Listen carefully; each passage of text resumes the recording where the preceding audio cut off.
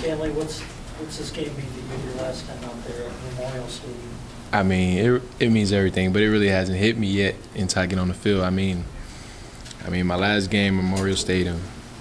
I mean, you take it how you want. I mean, it means everything to me. You know, it's my my base, one of my base of my future. So it's good. This season got off to a slow start, but how pleased are you with how this offense has really kind of found its own the last few weeks? I'm very pleased. I mean, the future is bright for these guys, and it's showing. You know, with a tough season in the beginning, you still can see the progress every week. You know, I was talking to a fan a couple days ago, and even though we had a tough start, losing season, he still can see the process every week. You can see us grow every week, and that's good. What about just not just the offense, but what makes you confident that this program is in the right hands? I mean, just the coaches. I mean, the way guys are gelling, the players. Like I said from the beginning, I mean, Coach Frost, he played here. He played on the same field, I played on. So you want to follow those guys, and it's easy to follow these coaches and get a family bond and get these guys going. Stan, how do you want to be remembered here in Nebraska? Just like Lamar said a couple minutes ago, just my hard work, every day, not just on Saturdays. My hard work every day on the field, throughout practice, throughout meetings, and on the field, off the field work is just I don't give up, and I just keep going. Stanley, has it always been that way? Like when you got here, did you have that sort of work ethic, or has that evolved? No, I've been had that work ethic because where I come from, come from New Orleans. I had to block for Leonard Fournette. I played played on the same team as Tyrann Mathieu, and it's just guys like that around me made me push harder. Like just to keep going and give it my all. That's something I was born with. Hey Stan, you're closing in on some milestones. I guess what do you think of that? As you come down to the end of the season here. It's a humble feeling. I mean, just to see all the hard work that that I've been working for is coming to pay off for me. And I mean, it's just a memorable moment for me. And I never forget it for the rest of my life. What's your conversations been like with Kenny Bell? Oh, before the game, actually, I seen him before the game. We dapped each other off, and he told me to go get it. He told me to go get the record, and told me to, to just be my best and just go get it. And I respect that, and that shows just the bond and the brotherhood we have with each other. If I'm not the guy to break the records, the guys behind me gonna break it, and I'm proud of them too. Does JD ever joke like, hey, you know what, you got it now, but in two years? Oh, we joke about that all the time. I already know what you're about to say. Yeah, that's why I gotta get it and enjoy it for this time, because I know guys like JD and these guys are recruiting they're gonna shatter those records. Is there one record that would mean more than all of the? Nah. No catches or yards. I mean, they all cool. You said before the season, that you would like to be the first guy to get 1,000 yards receiving in Nebraska. Does that surprise you that it's been done before at Nebraska? It surprised me. I mean, but if I'm blessed, to become the first player to do that, I mean, that's amazing. I mean, me and JD actually used to talk about it last year when he was ganging up on me in yards. I always tell him before the games, hey, we're in a race, let's get it. So we always compete against each other, and that's what makes us better. Stanley, Lamar said one of the things that captains do really well is they kind of knocked away the cliques that were on the team and togetherness. Was that a big objective of you?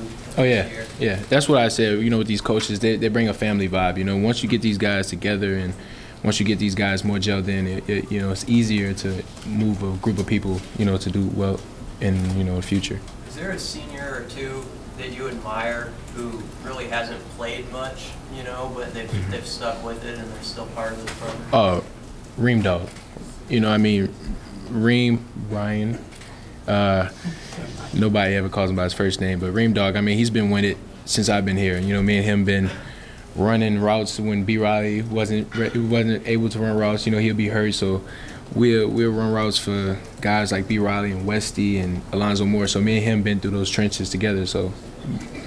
Do you still think back to that freshman year when all the time, going down in fall camp? All the time. Out there like all the time. I think about it all the time.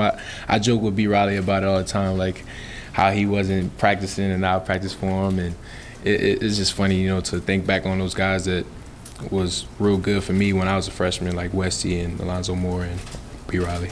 You played with some different quarterbacks before. Adrian, a guy that got drafted last year, a guy named Tommy that put up a lot of records. But when you look at Adrian, how good could this kid be? I mean, he's as good as he gets. I mean, this guy, when he first came in, I mean, he was very humble, very humble beyond his years. I mean, just the way he comes about his game every day is, it's something special. Hey, Stan, your numbers the last 4 games have been, really, really good compared to the first 6 games. Is that just a product of the offense getting better, or has something else changed? It's just, finding, I mean, this is the first year, we got this offense, you got to find ways to get these, get the ball around and efficiently. So it's just the nicks and tweaks we had to, fix and to get, different guys the ball like myself. So it's nothing, it's just some tweaks we had to fix. Since 2015 when you got here, what areas do you feel like you've improved the most? The areas? Yeah, areas of your game. Just my all-around game. I mean, before the balls even snap, I'm looking, at coverages and seeing what routes I can run, how I can run my routes. That it made my game better, the mental game. What about, this is your final game, you're going to face one of the best defenses in the Big Ten in Michigan State. What about them in your final game in Memorial Stadium? What kind of challenge will that be? The challenge just makes it exciting. I love big games, like I said before. I mean, big game coming in here, my last game at Memorial Stadium, got to protect the house. I mean, it's exciting. Stan, you think I get an autograph? No. Can I get one first? Glenn.